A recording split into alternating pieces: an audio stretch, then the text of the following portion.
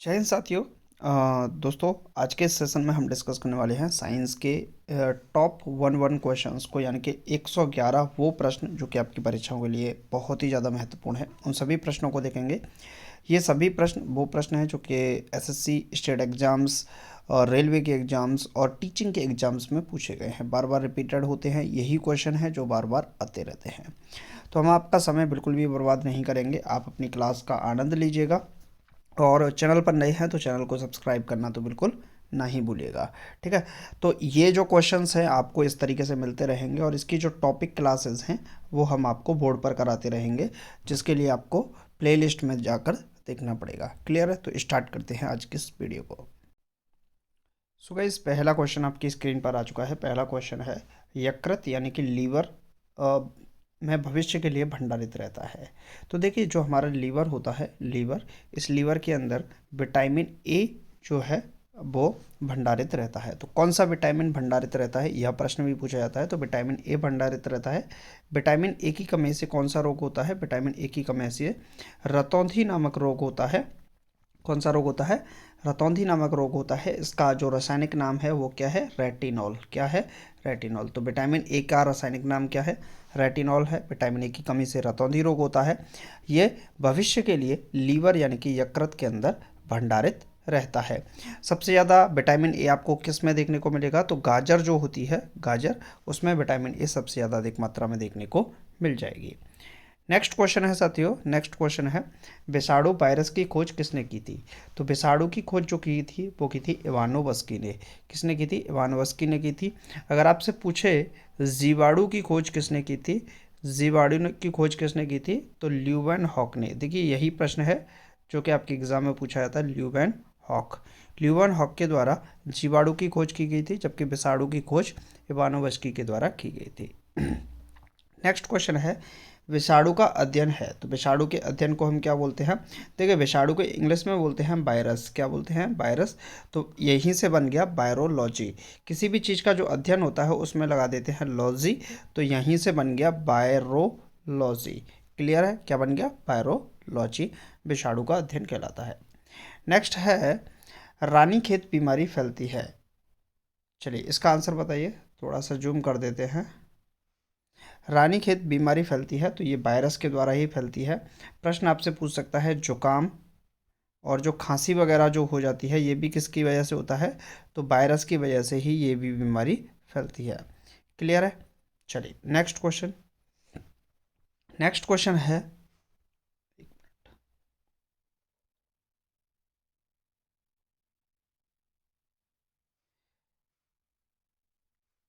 Next question है, जंतुओं में होने वाली फुट एंड माउथ रोग होता है।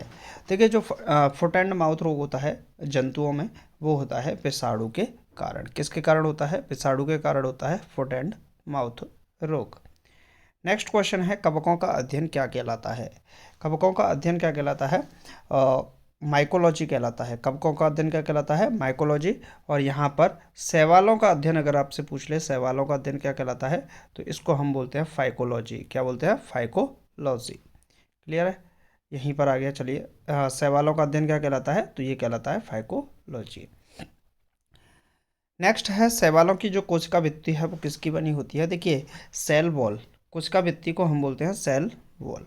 तो जो सेल वॉल है, दो तरीके के प्रकार यहाँ देखेंगे। एक होता है प्लांट और एक होता है एनिमल। ठीक है, जीव जंतु। तो एनिमल्स के अंदर, जीव जंतुओं के अंतर्गत सेल वॉल नहीं पाई जाती, जबकि प्लांट्स के अंतर्गत सेल वॉल पाई जाती है। सेल वॉल जो होती है वो किसकी बनी होती है? सेलुलोज की बनी होती है। किसकी बनी होती है? सेलुलोज की बनी होती है। और इसकी कुल मिलाकर 3 परतें देखने को मिलती हैं। नेक्स्ट क्वेश्चन है, जीवाणु की खोज किसने की थी? ल्यूवेन हॉक ने की थी। ये क्वेश्चन हम आपको बता चुके हैं। नेक्स्ट है, ध्वनि का वेग सर्वाधिक होता है। देखिए, ध्वनि का वेग, ये प्रश्न बहुत ज़्यादा पूछा जाता है, एग्जाम में रिपीट हो के आता है। सबसे ज़्यादा ध्वनि का वेग जो होता है वो ठोस के अंदर होता है, उसके बाद द्रव में होता है और उसके बाद गैस में होता है। आपको कंफ्यूज करने के लिए द्रव और गैस पे कंफ्यूज करेगा। ठोस के अंतर्गत अगर ध्वनि की बात की जाए तो इसका जो वेग होता है लगभग 5100 किलोमीटर पर सेकंड होता है, जबकि द्रव के अंतर्गत 1500 के करीब होता है। और गैस के अंतर्गत क्या होगा? इसका आंसर आप लोग मुझे कमेंट बॉक्स में बताइएगा। क्लियर है। नेक्स्ट क्वेश्चन है, ध्वनि की गति धीमी होती है। ध्वनि की गति धीमी होती है तो किस में गति धीमी होती है? हवा में। देखिए ऑप्शन के हिसाब से चलना है, हवा में कमी होगी, जबकि अगर यहाँ पर लोहा होता तो ये बहुत ज़्यादा तेज हो जाती ध्वनि की गति। नेक्स्ट है ध्वनि की चाल है। देखिए ध्वनि की चाल की बात करें तो जो ध्वनि की चाल होती है वो 760 मील पर आवर होती है। कितनी होती है? 760 मील पर घंटा होती है ध्वनि की चाल।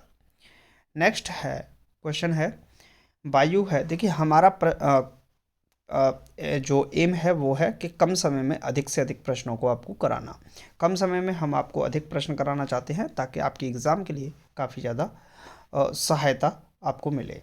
वायु क्या है? तो वायु जो होती है वो गैसों का मिश्रण होती है। वायु के अंतर्गत आपको ऑक्सीजन देखने को मिलेगी, नाइट्रोजन देखने को मिलेगी, उसके बाद आपको कार्बन डाइऑक्साइड गैस भी देखने को मिलती है। मेनली यही मिलती है। उसके बाद आर्गॉन, क्रिप्टॉन वगैरह गैस भी आपको देखने को मिल जाती है। हीलियम गैस भी देखने को मिल जाएगी, उनकी मात्रा कम होती है। तो ऑक्सीजन की बात करें तो ये लगभग 21% होती है, जबकि नाइट्रोजन गैस जो होती है वो 78% के करीब होती है, और कार्बन डाइऑक्साइड जो होती है वो 4% कार्बन डाइऑक्साइड के करीब आपको वायुमंडल में देखने को मिलेगी, और यह गैसों का मिश्रण होती है, तो जिसमें ऑक्सीजन, नाइट्रोजन, कार्बन डाइऑक्साइड और अन्य गैसें भी इसमें देखने को मिलती हैं। नेक्स्ट क्वेश्चन है, वायु उदाहरण है। तो वायु क्या है? गैसों का गैस में विलयन है। वायु क्या है? गैसों का गैस में विलयन होता है। ये प्रश्न आपसे पूछा जा सकता है। नेक्स्ट है, ध्वनि का वेग क्या है? तो ध्वनि का वेग जो होता है वो होता है 3832 मीटर पर सेकेंड। ध्वनि का जो वेग होता है वो क्या होगा? 332 मीटर पर सेकेंड की गति से ध्वनि की चाल चलती है। ध्वनि की तीव्रता को किससे मापा जाता है? तो ध्वनि की तीव्रता को डेसिबल के द्वारा मापा जाता है। किसके द्वारा मापा जाता है? ध्वनि की तीव्रता को डेसिबल के द्वारा मापा जाता है। तो यूनिट होती है ये ध्वनि की तीव्रता की। ठीक, तो जो ध्वनि की तीव्रता होती है और ये तारत्व के क्या होगी? तारत्व के प्रोपोर्शनल ही होती है। तो प्रश्न यहाँ से बनता है कि शेर की दहाड़ और मच्छर की भिनभिनाहट में किसका तारत्व अधिक होता है? तो आप वहाँ पर आंसर लगाएंगे कि जो मच्छर की भिनभिनाहट है उसका तारत्व अधिक होता है। क्लियर है। नेक्स्ट क्वेश्चन है, हवा का बाष्प घनत्व। जो हवा का बाष्प घनत्व है वो कितना होता है? 14.4 होता है हवा का बाष्प घनत्व। तो ये क्वेश्चन तो आपको डायरेक्टली याद ही होना चाहिए। नेक्स्ट है, प्रकाश वर्ष मात्रक है। प्रकाश वर्ष किसका मात्रक होता है? तो प्रकाश वर्ष एक दूरी है और ये दूरी का मात्रक होता है। क्लियर है। एक प्रकाश वर्ष का मतलब कितना होता है? 9.46 इंटू 10⁻15। ये आपको प्रकाश वर्ष किलोमीटर देखने को मिल जाएगा। ठीक है, सॉरी, हाँ जी, बिल्कुल सही है। एक प्रकाश वर्ष कितने के बराबर होता है? 9.46 इंटू 10⁻, ये 10⁻15 मीटर है, किलोमीटर ना होके मीटर होगा। क्लियर है। तो एक प्रकाश वर्ष कितना होगा? 9.46 इंटू 10⁻12 किलोमीटर, या 9.46 इंटू 10⁻15 मीटर होता है प्रकाश वर्ष। नेक्स्ट है, दूरी मापने की सबसे बड़ी इकाई क्या है? तो दूरी मापने की जो सबसे बड़ी इकाई होती है उसे हम क्या बोलते हैं? पारसेक कहते हैं। क्या कहते हैं? पारसेक कहते हैं। अगला प्रश्न है, ये क्वेश्चन काफ़ी इंपॉर्टेंट है। जड़ों का रूपांतरण है। जड़ों का रूपांतरण है, तो जड़ें जो होती हैं वो किसका रूपांतरण है एक तरीके से? तो जो मूली और गाजर आपको देखने को मिलेगी ये अपने आप में जड़ का रूपांतरण ही होता है। यानी कि मूली जो हम खाते हैं वो एक तरीके से जड़ ही खाते हैं, गाजर को जो खाते हैं वो भी क्या खाते हैं? एक तरीके से जड़ ही खाते हैं। प्रश्न बनता है कि जो गाजर है, गाजर का नारंगी रंग आपने देखा होगा, गाजर का जो रंग होता है नारंगी, वो किसके कारण होता है? तो ये प्रश्न आपसे पूछा जा सकता है, कैरोटीन के कारण होता है। किसके कारण होता है प्यारे साथी? कैरोटीन के कारण होता है। नेक्स्ट है, तने का रूपांतरण है। तो आलू और प्याज अगर आप देखोगे तो आलू क्या है? आलू जड़ नहीं होती है, ये तना होता है। प्याज भी जड़ नहीं होती, तना होता है। तो आलू और जड़ दोनों ही क्या है? तने के रूपांतरण होते हैं। क्लियर है। यानी कि जब हम आलू खाते हैं, प्याज खाते हैं, तो पौधे का तना खाते हैं। नेक्स्ट है, पिट्यूटरी ग्लैंड जो होती है, पिट्यूटरी ग्रंथि पाई जाती है। तो ये मस्तिष्क के अंदर पाई जाती है। इसी को हम किसके नाम से जानते हैं? पीयूष ग्रंथि के नाम से भी जानते हैं। इसी को हम क्या बोलते हैं? मास्टर ग्लैंड भी बोलते हैं। क्या बोलते हैं? Master gland. ये आपको इसी को क्या बोलते हैं? मास्टर ग्लैंड बोलते हैं। ग्रंथियों की ग्रंथि भी इसे कहा जाता है। मास्टर ग्रंथि किसको कहते हैं? तो पिट्यूटरी ग्रंथि यानी पीयूष ग्रंथि को ही कहा जाता है। क्लियर है। नेक्स्ट क्वेश्चन है, शरीर का सबसे छोटी ग्रंथि है। शरीर की सबसे छोटी ग्रंथि कौन सी है? तो पिट्यूटरी ग्रंथि जो होती है वो शरीर की सबसे छोटी ग्रंथि होती है। तो प्रश्न आपसे पूछ सकता है, शरीर की सबसे छोटी ग्रंथि कौन सी होती है? तो पिट्यूटरी ग्रंथि जो होती है वो शरीर की सबसे बड़ी ग्रंथि होती है। और शरीर की सबसे बड़ी जो सबसे छोटी हो गई पिट्यूटरी, और सबसे अगर बड़ी पूछ ले तो हम इसमें कौन सा आंसर लगाएंगे? लीवर जो होता है, यकृत जिसे हम कहते हैं, वो शरीर की सबसे बड़ी ग्रंथि होती है। दो प्रमुख वंशानुगत रोग की बात करें तो वर्णांधता और हीमोफीलिया नामक जो बीमारी देखने को आपको मिलेगी, ये कैसी बीमारी हैं? वंशानुगत रोग हैं। और मेनली अगर इनको की बात की जाए तो ये आपको विटामिन ए की कमी से ही देखने को मिलती हैं। क्लियर है। तो ये वंशानुगत रोग हैं, वर्णांधता और हीमोफीलिया। क्लियर है। और ये सब उम्र के साथ भी इनका प्रभाव देखने को मिलता है। नेक्स्ट क्वेश्चन है, सर्वप्रथम मनुष्यों में वर्णांधता का वर्णन किया। तो सर्वप्रथम मनुष्यों में जो वर्णांधता का वर्णन किया वो किया था हेर्नर ने। किसने किया था? हेर्नर ने किया था 1876 में। नेक्स्ट क्वेश्चन है, एक वर्णांध व्यक्ति की पहचान करने की क्षमता नहीं होती है। तो ये एक वर्णांध व्यक्ति है, वो किस बात की किस रंग की पहचान नहीं कर पाता है? तो हरे और लाल रंग की पहचान नहीं कर पाता है। एक वर्णांध व्यक्ति हरे और लाल रंग की पहचान नहीं कर पाता है। नेक्स्ट क्वेश्चन है, थायरॉक्सिन हार्मोन स्रावित होता है। तो जो थायरॉक्सिन हार्मोन है वो किससे स्रावित होता है? थायराइड ग्रंथि से स्रावित होता है। किससे स्रावित होता है थायरॉक्सिन हार्मोन? थायराइड नामक ग्रंथि से होता है। और ये आपको देखने को मिल जाएगा, गले में थोड़ा सा नीचे चलेंगे तो यहीं पर देखने को मिल जाएगा। इससे दो जोड़ी होते हैं, मतलब एक जोड़ी होते हैं, दो की मात्रा में होते हैं। इसके जस्ट पीछे ही पैराथायराइड ग्रंथियाँ होती हैं जो कि दो जोड़ी होती हैं, यानी कि कुल मिलाकर 4 होती हैं। क्लियर है। थायरॉक्सिन हार्मोन की कमी से ही कौन सा रोग होता है? घेंगा नामक जो बीमारी है वो भी थायरॉक्सिन नामक हार्मोन की कमी से ही होती है। क्लियर। अब हम बोलते हैं कि आयोडीन की कमी से होती है, तो वो भी आपको यहाँ पर देखने को मिलेगा। क्लियर है। इसमें गलगंड या गलगंड का जो बीमारी होती है वो देखने को मिलेगी। इसमें गला क्या है? सूज जाता है। क्लियर है कि नहीं? इसी के द्वारा थायरॉक्सिन हार्मोन के अल्प स्रावण के कारण ही मिक्सिडिमा नामक बीमारी भी देखने को मिलती है। क्लियर है साथियों। चलिए नेक्स्ट क्वेश्चन है, जठर रस में पाया जाता है।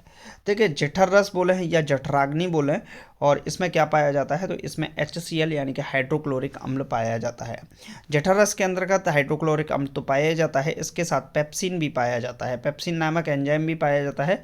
इसके बाद रेनिन नामक एंजाइम भी यहाँ पर पाया जाता है। पेप्सिन नामक एंजाइम प्रोटीन का पाचन करता है, जबकि रेनिन नामक एंजाइम जो होता है वो आपका दूध का पाचन करता है, यानी कि लैक्टिक एसिड का पाचन करता है, जिसमें दूध को वो कैल्शियम पैराकेसिनेट में बदल देता है। क्लियर है। जबकि माहौल बनाने का काम HCl करता है, और HCl का अधिक अतिस्रावण होता है, तो उसके कारण ही जठराग्नि में अल्सर नामक बीमारी हो जाती है। तो ये भी आपको पता होना चाहिए। नेक्स्ट क्वेश्चन है, लाइकेन में परस्पर सहजीवी मौजूद होते हैं। तो कवक और जो शैवाल होते हैं, कवक और शैवाल होते हैं वो लाइकेन में परस्पर सहजीवी होते हैं, और लाइकेन अपने आप में एक तरीके का सूचक होता है। नेक्स्ट क्वेश्चन है, लार में पाया जाने वाला एंजाइम है। देखिए लार में जो एंजाइम पाया जाता है उसको हम बोलते हैं टॉयलिन। क्या बोलते हैं? टॉयलिन। जब हम भोजन खाते हैं तो भोजन बोलस के रूप में हमारे मुंह में पहुंचता है। किस में पहुंचता है?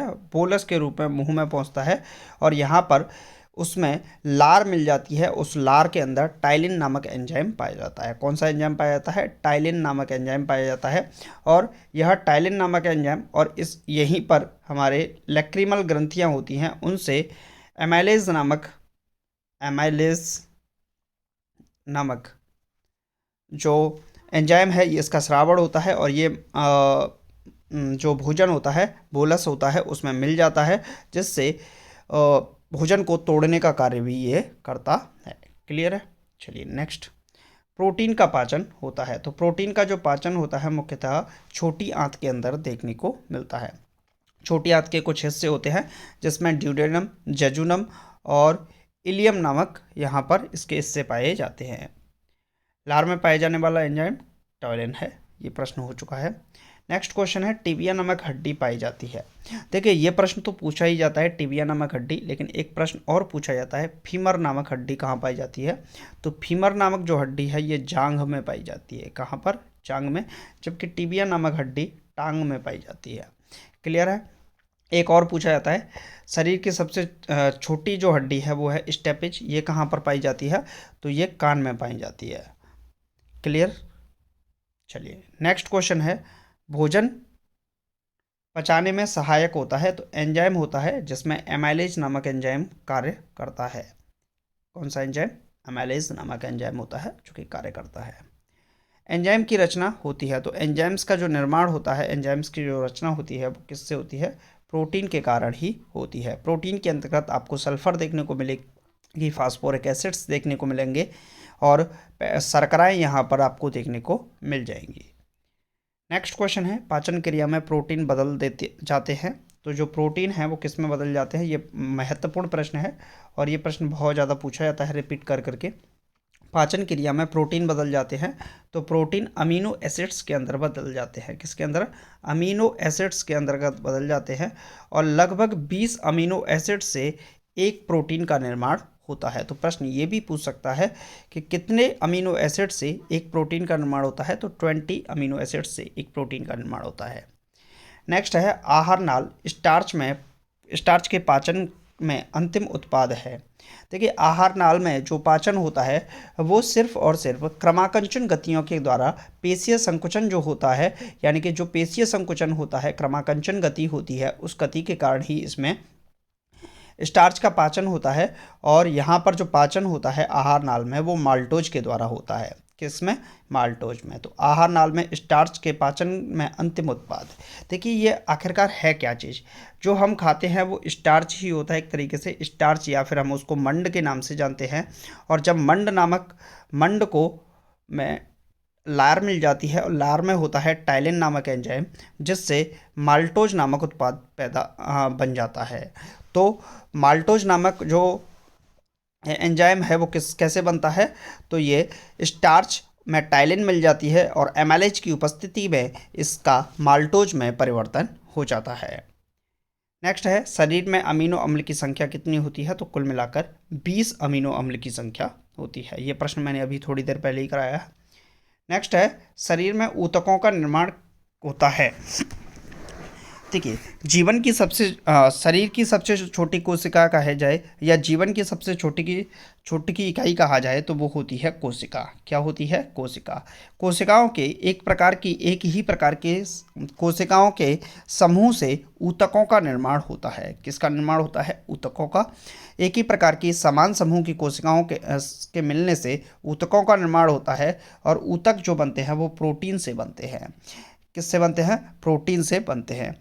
ऊतक कई प्रकार के होते हैं, विभाज्योतकी ऊतक होते हैं और अविभाज्योतकी ऊतक भी बोलते हैं, जिनमें हम मेरिस्टेमेटिक टिश्यूज़ के नाम से भी जानते हैं।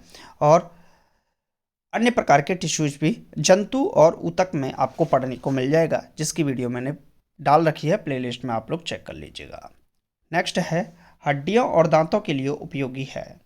देखिए हड्डियों और दांतों के लिए सबसे ज़्यादा उपयोगी होता है वो होता है कैल्शियम और फास्फोरस। हमारी जो हड्डियाँ होती हैं उनमें अधिकतर तौर पर ये हड्डियाँ मजबूत होती हैं, तो इसका कारण भी होता है ओसिन नामक प्रोटीन। ओसिन नामक जो प्रोटीन होता है इसके कारण हमारी हड्डियाँ मजबूत होती हैं और हड्डियों में CA3PO4 का होल ट्वाइस कैल्शियम फास्फेट नामक ये पाया जाता है। कैल्शियम फॉस्फेट भी यहाँ पाया जाता है। क्लियर है। नेक्स्ट है भोपाल गैस कांड 1984 में रिसाव हुआ था। तो इसमें मिथाइल आइसोसाइनेट गैस का रिसाव हुआ था, जिसने जल के साथ अभिक्रिया करके एक विकराल रूप धारण कर लिया था। नेक्स्ट क्वेश्चन है काला शीशा और काला हीरा और काला शीशा। दो प्रश्न बनते हैं, काला हीरा और काला शीशा। तो जो काला हीरा है उसको हम कार्बोनेडो और काला शीशा को ग्रेफाइट को कहते हैं। तो कल के लिए पूछा जाए आपसे काला हीरा, क्या पूछा जाए? काला हीरा। तो काला हीरा बोलते हैं कार्बोनेडो और काला शीशा किसको बोलते हैं? ग्रेफाइट को। तो हीरा कार्बोनेडो और सीसा ग्रेफाइट को कहते हैं। जीवन रक्षक हार्मोन की बात करें तो जीवन रक्षक हार्मोन जो होता है उसको हम बोलते हैं एड्रिनल हार्मोन। एड्रिनल हार्मोन को जीवन रक्षक हार्मोन के नाम से जानते हैं। ये आपको शरीर में लीवर के जस्ट ऊपर एक टोपी के समान देखने को मिल जाएंगे। इसी को हम फाइट एंड फ्लाइट हार्मोन के नाम से भी जानते हैं। फाइट एंड फ्लाइट नामक हार्मोन के नाम से भी जानते हैं। नेक्स्ट क्वेश्चन है, पौधों का मुख्य प्रकाश संश्लेषी अंग है। देखिए, पौधों का जो मुख्य प्रकाश संश्लेषी अंग होता है वो होती है पत्तियाँ। पत्तियों के अंतर्गत आपको देखने को मिल जाएंगे स्टोमेटा, यानी कि हिंदी में बोलते हैं इसको रंध्र। रंध्र के में ही परासरण और विसरण के कारण ही यहाँ पर प्रकाश संश्लेषण देखने को मिल पाता है, और इसमें ही आपको पत्तियों में क्लोरोफिल नामक एंजाइम पाया जाता है जिसके अंदर मैग्नीशियम होता है, और इन पत्तियों के अंदर ही आपको प्रकाश संश्लेषण अधिकतम तौर पर देखने को मिलता है। क्लियर है कि नहीं? चलिए नेक्स्ट क्वेश्चन, पत्तियों का हरा रंग होता है तो इसमें वर्णी लवक पाया जाता है, और वर्णी लवक होता है क्लोरोप्लास्ट। क्या पाया जाता है? वर्णी लवक। वर्णी लवक होता है क्लोरोप्लास्ट, और इस क्लोरोप्लास्ट के कारण ही पत्तियों का रंग हरा होता है। इन पत्तियों के अंतर्गत ही आपको स्ट्रोमा पाया जाता है जो कि एक लिक्विड के पारदर्शी लिक्विड के समान होता है, और इसके अंतर्गत ही आपको लेमेली थैलाकॉइड और ग्रेना नामक समांतर प्लेटें भी देखने को मिल जाती हैं। नेक्स्ट क्वेश्चन है, पत्तियों का रंग पीला होता है तो कैरोटीन के निर्माण के कारण होता है, और यही आपको देखने को मिल जाएगा। गाजर के अंदर भी जो देखने को मिलेगा कैरोटीन पाया जाता है। पत्तियों का अगर पीला रंग है तो वो भी कैरोटीन के कारण ही होता है। नेक्स्ट क्वेश्चन है, पर्णहरिम क्लोरोफिल में उपस्थित मुख्य धातु है, यानी कि क्लोरोफिल में सब मुख्य जो धातु होती है वो क्या होती है? मैग्नीशियम होता है। कई बार एग्जाम में पूछा गया है तो ये प्रश्न आपका पूछा जा सकता है, रिपीटेड हो सकता है। नेक्स्ट क्वेश्चन है, वायुमंडल में ऑक्सीजन की मात्रा संतुलित होती है तो वायुमंडल में ऑक्सीजन की मात्रा प्रकाश संश्लेषण द्वारा संश्लेषित होती है। किसके द्वारा? प्रकाश संश्लेषण के द्वारा वायुमंडल में ऑक्सीजन की मात्रा संश्लेषित होती है। जब हम ऑक्सीजन को लेते हैं तो वह शुद्ध मात्रा में ऑक्सीजन नहीं होती, उसमें 21% ऑक्सीजन देखने को मिलेगी, जबकि 78% हम नाइट्रोजन को ग्रहण करते हैं, जबकि 4% के करीब हम कार्बन डाइऑक्साइड को ग्रहण करते हैं। लेकिन जब श्वसन के बाद जब हम एयर के रूप में, हवा के रूप में बाहर निकालते हैं तो इसका थोड़ा सा परिवर्तन हो जाता है। ये 17% रह जाती है ऑक्सीजन, और कार्बन डाइऑक्साइड यहाँ पर कार्बन डाइऑक्साइड की मात्रा बढ़ जाती है जो कि 8% के करीब हो जाती है, और 78% का 78% ही नाइट्रोजन वापस निकल जाती है। नेक्स्ट क्वेश्चन है, वायुमंडल में ऑक्सीजन की मात्रा संतुलित होती है तो ये प्रश्न हो चुका है प्रकाश संश्लेषण द्वारा। नेक्स्ट क्वेश्चन है, पेड़ व पौधों द्वारा खाना तैयार करने की प्रक्रिया है। पेड़ और पौधों द्वारा जो खाना तैयार करने की प्रक्रिया है ये होती है प्रकाश संश्लेषण की प्रक्रिया, फोटोसिंथेसिस। इसी के अंतर्गत जो पत्तियां होती हैं उनमें प्रकाशकीय अभिक्रिया और अप्रकाशकीय अभिक्रिया देखने को मिलती है। स्टोनमक नामक जेली जैसा जो पदार्थ होता है उसमें प्रकाश संश्लेषण अभिक्रिया देखने को मिलती है, जबकि जो ग्रेना होती हैं समांतर प्लेटों के समान ग्रेना होता है उसके अंदर थैलाकॉइड्स होते हैं, और उन थैलाकॉइड्स के अंतर्गत ही अप्रकाशकीय अभिक्रिया देखने को मिलती है। नेक्स्ट क्वेश्चन है, प्रकाश संश्लेषण के लिए आवश्यक है तो प्रकाश संश्लेषण के लिए 3 चीज़ों का होना अति आवश्यक है। कार्बन डाइऑक्साइड, CO2, जल, क्लोरोफिल और प्रकाश, सूर्य का प्रकाश। सूर्य के प्रकाश के बिना प्रकाश संश्लेषण की प्रक्रिया होना बहुत ही ज़्यादा मुश्किल है।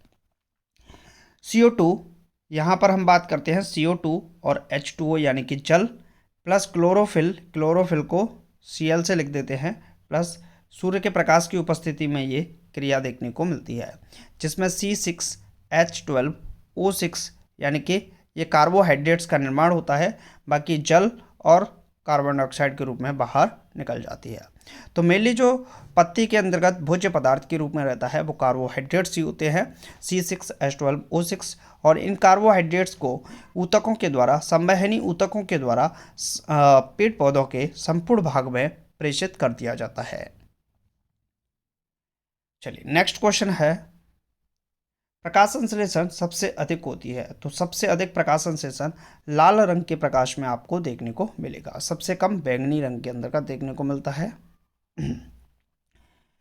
नेक्स्ट क्वेश्चन है, प्रकाश संश्लेषण में ऑक्सीजन निकलना उपचयन होता है, यानी कि ऑक्सीजन का क्या होता है, रिडक्शन होता है। और ये किसके कारण होता है, क्योंकि इसमें जल का अपघटन होता है। क्या होता है, जल का अपघटन होता है, और जल के अपघटन से ऑक्सीजन का निर्माण होता है। तो ये प्रश्न आपसे पूछ सकता है। नेक्स्ट क्वेश्चन है, प्रकाश संश्लेषण में प्रथम स्थिर यौगिक है, तो प्रथम स्थिर यौगिक जो होता है वो फास्फोग्लिसरिक अम्ल होता है। प्रश्न आपसे पूछ सकता है, प्रकाश संश्लेषण का प्रथम स्थिर यौगिक क्या है, तो फास्फोग्लिसरिक अम्ल प्रथम स्थिर अम्ल है। नेक्स्ट क्वेश्चन है, राइजोम पादप का भूमिगत प्रारूप है। जो राइजोम पादप है इसका भूमिगत प्रारूप तना होता है। महत्वपूर्ण प्रश्न है और कई बार एग्जाम में आ चुका है। राइजोम पादप का भूमिगत प्रारूप क्या है, तना है। चलिए नेक्स्ट क्वेश्चन, दलहन के जड़ में पाए जाने वाले जीवाणु हैं। तो देखिए, जो दलहन के जो जड़ होती हैं, आपने पेड़ पौधे देखे होंगे और उनकी जो जड़ें होती हैं उनमें छोटी छोटी गांठें होती हैं। नीचे जो गांठें देखने को मिलती हैं, इन गांठों में राइजोबियम नामक जीवाणु पाए जाते हैं, जिसके द्वारा नाइट्रोजन को नाइट्रेट में परिवर्तित कर दिया जाता है और नाइट्रोजन का प्रयोग पौधे कर पाते हैं।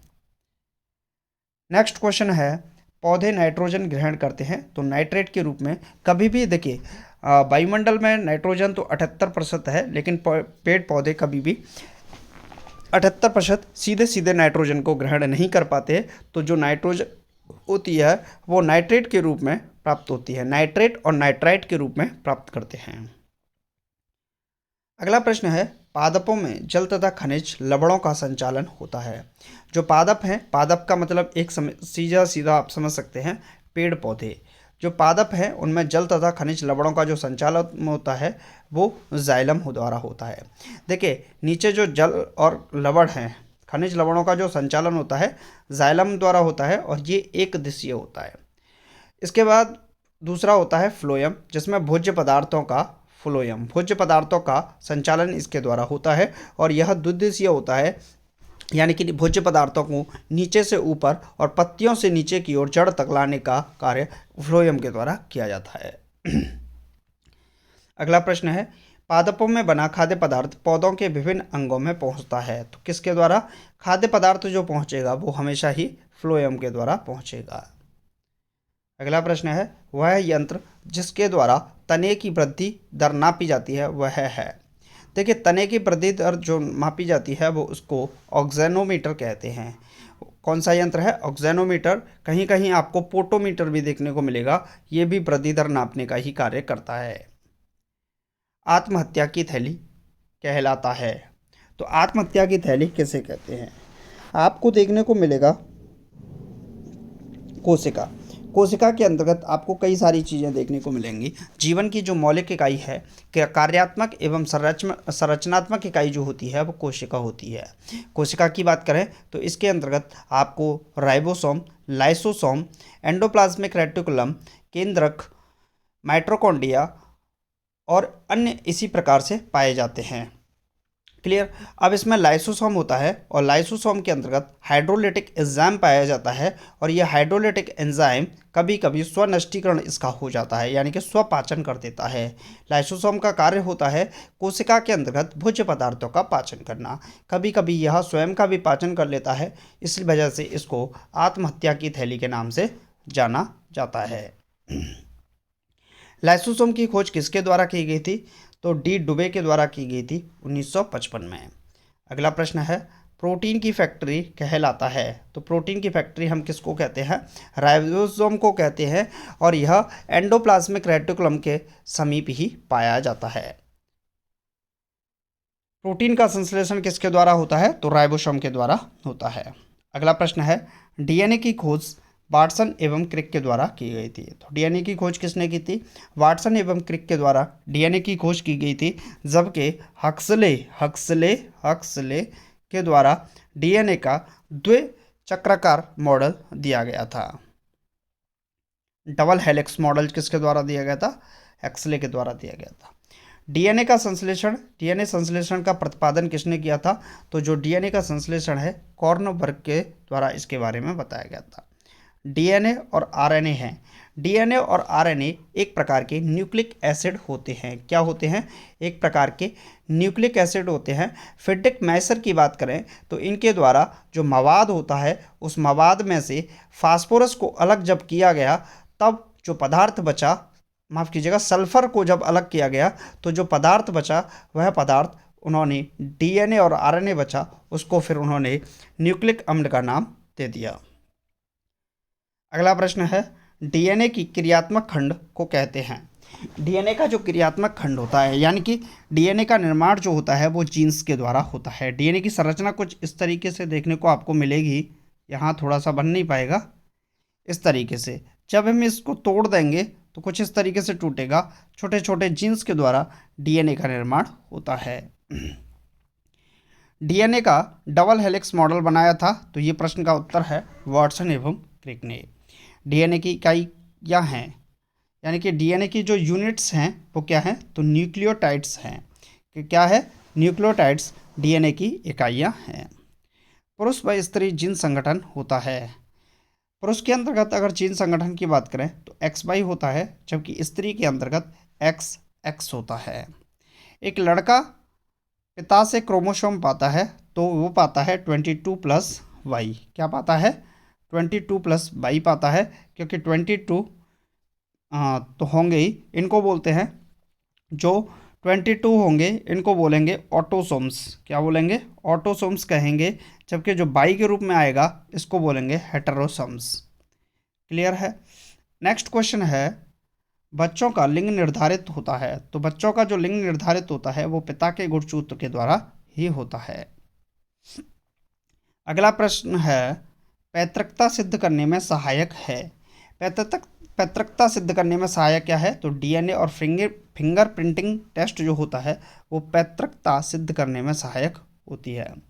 अगला प्रश्न है मधुमेह, जिसे हम डायबिटीज़ कहते हैं, मधुमेह की का जो बीमारी है वो होती है तो इंसुलिन की कमी के कारण ये बीमारी आपको देखने को मिलती है।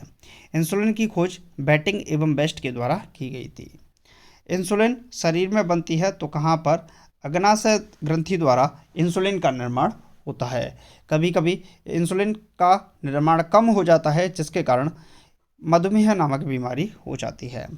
अगला प्रश्न है ब्रांकाइटिस एक रोग है। देखिए जो ब्रांकाइटिस रोग होता है ये फेफड़ों से संबंधित रोग होता है। प्रश्न पूछ सकता है ब्रांकाइटिस नामक रोग बीमारी किसके कारण होती है? तो फेफड़ों के कारण ही होती है। फेफड़ों का कार्य क्या होता है? रक्त को शुद्ध करने का कार्य भी फेफड़ों का ही होता है। अगला प्रश्न है पेप्सिन एक उदाहरण है। पेप्सिन अपने आप में एक एंजाइम होता है और पेप्सिन का कार्य होता है प्रोटीन का पाचन करना। क्या होता है? प्रोटीन का पाचन करना। ये प्रोटीन को पेप्टोन में बदल देता है। किस में बदल देता है? प्रोटीन को पेप्टोन में बदल देता है। अगला प्रश्न है दूध में नहीं पाए जाने वाला विटामिन है। तो दूध में विटामिन सी नहीं पाया जाता है। विटामिन सी के कारण स्कर्वी नामक बीमारी हो जाती है। और विटामिन सी की बात करें तो इसका रासायनिक नाम होता है एस्कॉर्बिक एसिड। क्या होता है? एस्कॉर्बिक एसिड जो नाम होता है, रासायनिक नाम होता है इसका विटामिन सी का एस्कॉर्बिक एसिड। और इसकी जो खोज की गई थी वो की गई थी हलकट के द्वारा। किसके द्वारा की गई थी? हलकट नामक वैज्ञानिक के द्वारा इसकी खोज की गई थी। नेक्स्ट है टॉक्सिन क्या है? तो टॉक्सिन एक जहरीला पदार्थ है, ये तो सभी लोग जानते हैं। प्लाज्मोडियम परजीवी है। चलिए इसका आंसर बताइए। प्लाज्मोडियम परजीवी है तो प्लाज्मोडियम परजीवी मलेरिया रोग से संबंधित है। किससे? मलेरिया रोग से। मलेरिया रोग वाहक होता है तो मादा एनाफिलीज मच्छर के काटने से जो फीमेल एनाफिलीज मॉस्किटो होते हैं उनके काटने से मलेरिया रोग होता है और इन्हीं का ये मलेरिया रोग के वाहक होते हैं। मलेरिया रोग से प्रभावित जो अंग है वो क्या है? प्लीहा यानी कि तिल्ली होती है। इस प्लीहा के अंदर ही आपका भविष्य के लिए रक्त इकट्ठा रहता है। जब कभी भी आपके शरीर में कहीं से कट जाता है और रक्त निकल जाता है तो प्लीहा ही उस रक्त की पूर्ति शरीर के अंदर करता है। प्लीहा को आरबीसी का कब्रिस्तान भी कहा जाता है। नेक्स्ट क्वेश्चन है, मानव मूत्र में उत्सर्जित होता है, तो मानव मूत्र से विटामिन सी उत्सर्जित होता है। और इसी मानव मूत्र की बात करें,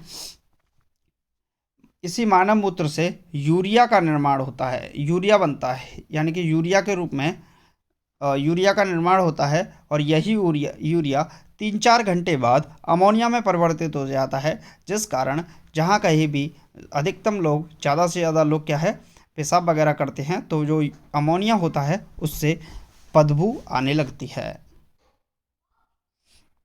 नेक्स्ट क्वेश्चन है, मूत्र का पीएच वैल्यू क्या होता है। देखिए, पीएच वैल्यू जो होती है, पीएच निर्धारण यानी कि पावर ऑफ हाइड्रोजन यानी कि ये सोरेनसन के द्वारा ये दिया गया था। यहाँ पर बात करें, 7 पर उदासीन होता है, जिसमें आपका आसुत जल आ जाएगा। क्लियर है। 7 से कम होने पर अम्ल होता है और 7 से अधिक होने पर क्षार होता है। मनुष्य के ब्लड यानी कि रक्त का पीएच वैल्यू लगभग 7.4 होता है, जो हल्का क्षारीय होता है। इसी प्रकार मूत्र का जो पीएच वैल्यू है वो 6 होता है, जो कि हल्का अम्लीय होता है। नेक्स्ट क्वेश्चन है साथियों, मूत्र का रंग पीला होता है। तो मूत्र का रंग जो पीला होता है उसका कारण है यूरोक्रोम के कारण, जबकि एक दूसरा कारण भी माना जाता है, आपके विकल्प पर निर्भर करेगा। यकृत यानी कि जो लीवर होता है उससे बिलीरुबिन नामक पदार्थ निकलता है। क्या निकलता है? बिलीरुबिन नामक पदार्थ निकलता है। इस बिलीरुबिन नामक पदार्थ के कारण ही मूत्र का रंग पीला होता है। यहीं से पित्ताशय से जो लीवर होता है, लीवर के पित्ताशय से बिलीरुबिन निकलता है और यहीं से बिलीवर्डिन निकलता है, जिसका रंग क्या होता है? हरा होता है। अगला प्रश्न है साथियों, सर्वप्रथम प्रयोगशाला में जीन का संश्लेषण किया था। तो हरगोविंद खुराना के द्वारा सर्वप्रथम प्रयोगशाला में जीन का संश्लेषण किया गया था। मेंढक के हृदय में कितने भाग होते हैं? तो मेंढक के हृदय में 3 भाग होते हैं, जबकि मछली के हृदय में 2 भाग होते हैं, 2 कोष्ठक होती है। जबकि मनुष्य की बात करें तो मनुष्य के हृदय 4 कोष्ठीय होता है। अब यहाँ पर मैं 4 कोष्ठीय के बारे में थोड़ा सा बता देता हूँ। मनुष्य के हृदय में कितने प्रकोष्ठ होते हैं? तो 4 कोष्ठ होते हैं। मनुष्य का हृदय जो होता है वो कुछ इस तरीके से होता है, देखने को मिलेगा आपको, इस तरीके से आपको देखने को मिलेगा। क्लियर है? यहाँ पर 1 मिनट में, 1 मिनट, मैं एक ही सिंगल लेयर के द्वारा दिखा रहा हूँ, ठीक है। तो यहाँ पर आप देखोगे तो ये कुछ इस तरीके से होता है।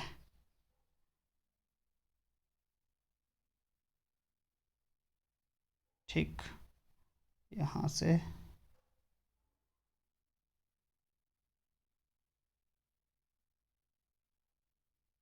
यहाँ पर आपको देखने को मिलेगा, इस निचले वाले जो होते हैं इनको बोलते हैं निलय। तो 2 निलय देखने को मिलेंगे, और ऊपर वाले जो होते हैं उनको बोलते हैं अलिंद। तो ऊपर 2 अलिंद, तो 1 2 3 4 इस प्रकार से बना होता है, जिसमें धमनी, फुफ्फुस धमनी, सिराएं, ये सभी यहाँ पर देखने को मिलती हैं। तो उसके बारे में कभी स्पेशली डिस्कस करेंगे। नेक्स्ट है, मानव शरीर में रक्त की मात्रा शरीर के भार का होती है। तो लगभग 7% जो होता है ब्लड होता है, टोटल शरीर है उसका अगर काउंट किया जाए तो उसका 7% लगभग यहाँ पर ब्लड देखने को मिल जाएगा। मानव शरीर में प्रचुर मात्रा में पाया जाता है। तो मानव शरीर में प्रचुर मात्रा में क्या पाया जाता है? ऑक्सीजन पाया जाता है। क्लियर है? चलिए, तो नेक्स्ट क्वेश्चन है, मनुष्य के शरीर में जल होता है 65 से 80%। मानव शरीर का सामान्य ताप है 98.6 फ़ारेनहाइट, 37 डिग्री सेंटीग्रेड, 310 केल्विन। अगला प्रश्न है, गुणसूत्र यानी कि क्रोमोसोम की खोज की थी। तो गुणसूत्र यानी कि क्रोमोसोम की खोज किसके द्वारा की गई थी? गुणसूत्र क्रोमोसोम की खोज वाल्डेयर के द्वारा की गई थी। क्रोमोसोम्स की बात करें, वाल्डेयर के द्वारा खोज इसकी की गई थी। मनुष्य में क्रोमोसोम्स की संख्या, गुणसूत्र की संख्या 46 होती है, यानी कि 23 जोड़े होते हैं। 22 इसमें ऑटोसोम्स होते हैं, और 23वां जो होता है वो हेक्टेरोसोम्स के नाम से जाना जाता है। गुणसूत्र का जो निर्माण होता है, क्रोमेटिन नामक पदार्थ के कारण गुणसूत्रों का निर्माण होता है। मनुष्य में क्रोमोसोम की संख्या 46 होती है, कुल मिलाकर 23 जोड़े होते हैं। जीवन की सबसे छोटी संरचनात्मक एवं कार्यात्मक इकाई क्या होती है? तो ये मैं प्रश्न आपको बता ही चुका हूँ, कोशिका होती है। और इस कोशिका के अंतर्गत कोशिका की बात करें तो जो पादप होते हैं उनमें कोशिका भित्ति पाई जाती है, जबकि जंतुओं में कोशिका भित्ति नहीं पाई जाती है। कोशिका के अंदर ही आपको कोशिका भित्ति जो होती है वो सेल्यूलोज नामक पदार्थ की बनी होती है, जबकि यहाँ बात करें कोशिका की तो कोशिका के अंतर्गत आपको कई सारी चीज़ें देखने को मिलेंगी, जिसमें माइकोप्लाज्मा आपको देखने को मिलेगा, एंडोप्लाज्मिक रेटिकुलम, लाइसोसोम, राइबोसोम, केंद्रक, माइटोकॉन्ड्रिया, ये सारी चीज़ें आपको देखने को मिल जाएंगी। सबसे छोटी जीवित कोशिका क्या है? तो सबसे छोटी जीवित कोशिका होती है माइकोप्लाज्मा। शरीर की सबसे लंबी कोशिका कौन सी है? तो जो तंत्रिका तंत्र होती है सबसे लंबी कोशिका होती है, और तंत्रिका तंत्र का जो निर्माण होता है वो न्यूरॉन्स के कारण होता है। किसके कारण होता है? न्यूरॉन्स।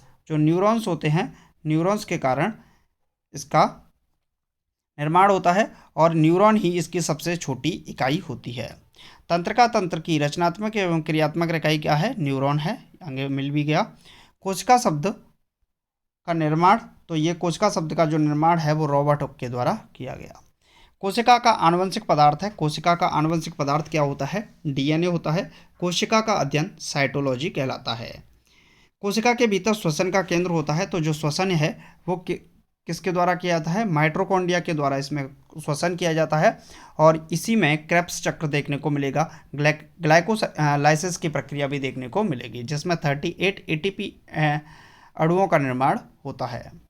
अगला प्रश्न है, समसूत्री विभाजन द्वारा विभाजन होता है, तो कायिक कोशिकाओं के द्वारा समसूत्री विभाजन होता है। अर्धसूत्री विभाजन लिंगी जनन करने वाली कोशिकाओं के कारण होता है। स्तंभकंद, धनकंद, सल्कंद और प्रकंद किसके उदाहरण है? तो स्तंभकंद होता है आलू, बंडा केसर, धनकंद, सल्कंद ये प्याज और अदरक के उदाहरण होते हैं।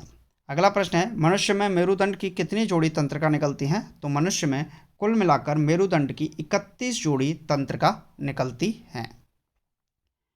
अमरूद, अंगूर, शरीफा, टमाटर खाने योग्य भाग हैं, तो इनके जो खाने योग्य भाग होते हैं ये फलबीती भाग होते हैं, चाहे अमरूद हो, अंगूर हो, शरीफा हो, टमाटर हो।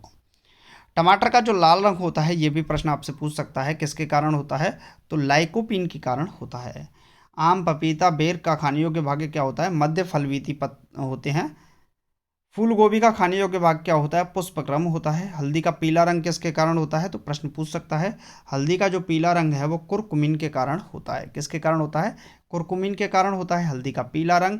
टमाटर का लाल रंग होता है टमाटर का लाल रंग होता है लाइकोपिन के कारण। गाजर का नारंगी रंग होता है कैरोटीन के कारण। पत्ती का पीला रंग भी किसके कारण होता है? कैरोटीन के कारण होता है। अगर हम यहाँ पर बात करते हैं अदरक तथा आलू के खाने योग्य भाग क्या हैं, तो अदरक हो या आलू हो इसका खाने योग्य भाग तना होता है। दूध में पाई जाने वाली शर्करा कौन सी है? तो लैक्टोज नामक शर्करा होती है, जो कि दूध के अंदर पाई जाती है। और दूध का जो पाचन होता है वो किस एंजाइम के द्वारा होता है? रेनिन नामक एंजाइम होता है, इसके द्वारा दूध पाचन होता है। क्लियर है? सबसे लंबा कृमि यानी कि वर्म है, सबसे लंबा जो कृमि है ये होता है टेप वर्म। क्या होता है? टेप वर्म सबसे लंबा कृमि होता है। अगला प्रश्न है साथियों, कपड़ा सुखाने तथा दूध से मक्खन निकालने पर मशीन का कार्य करता है, तो ये करता है अपकेंद्रीय बल के सिद्धांत पर कार्य करता है। हम इसको छद्म बल के नाम से भी जानते हैं, सेंट्रीफ्यूगल फोर्स के नाम से भी जाना जाता है। दूध से क्रीम निकालने पर दूध का जो घनत्व है वो क्या होता है? बढ़ जाता है। एक अश्वशक्ति यानी कि 1 हॉर्स पावर क्या होता है? तो 1 हॉर्स पावर 740 वाट के बराबर होता है।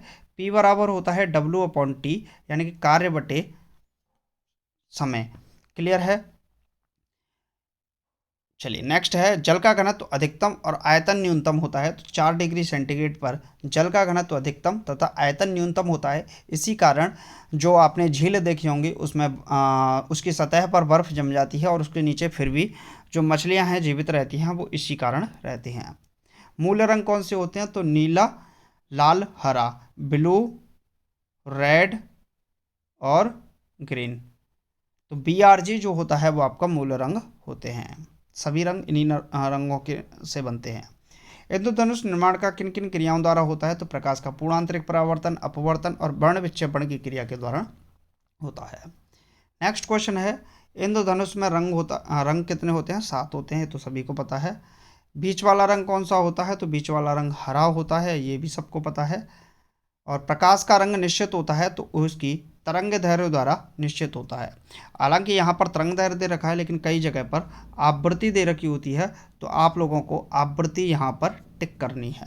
क्लियर है? भेदन क्षमता सर्वाधिक होती है, तो अल्फा बीटा गामा किरणों की बात करें तो इसमें सबसे ज़्यादा भेदन क्षमता गामा किरणों की होती है और सबसे कम भेदन क्षमता अल्फा किरणों की होती है। सबसे ज़्यादा वेग जो होता है वो किसका होता है? गामा किरणों का ही होता है। अगला प्रश्न है, परावैंगनी किरणों की खोज की थी, तो परावैंगनी किरणों की खोज किसके द्वारा की गई थी? रेटर के द्वारा की गई थी। वैज्ञानिक रेटर के द्वारा परावैंगनी किरणों की खोज की गई थी। और क्वेश्चन है, प्रकाश का तरंग दैर्घ्य होता है, तो 3900 एंगस्ट्रॉम से 7800 एंगस्ट्रॉम के बीच में प्रकाश का तरंग दैर्घ्य होता है। अगला प्रश्न, चलिए यहीं तक था। तो कुल मिलाकर 111 प्रश्न हम कर चुके हैं। उम्मीद है हम इसी प्रकार से क्वेश्चंस को करते रहेंगे, जो कि एग्जामिनेशन के लिए बहुत ही ज़्यादा महत्वपूर्ण होंगे। बाकी मिलते हैं नेक्स्ट वीडियो में। चैनल को सब्सक्राइब नहीं किया तो कर लीजिएगा। ठीक है, thank you for watching this video.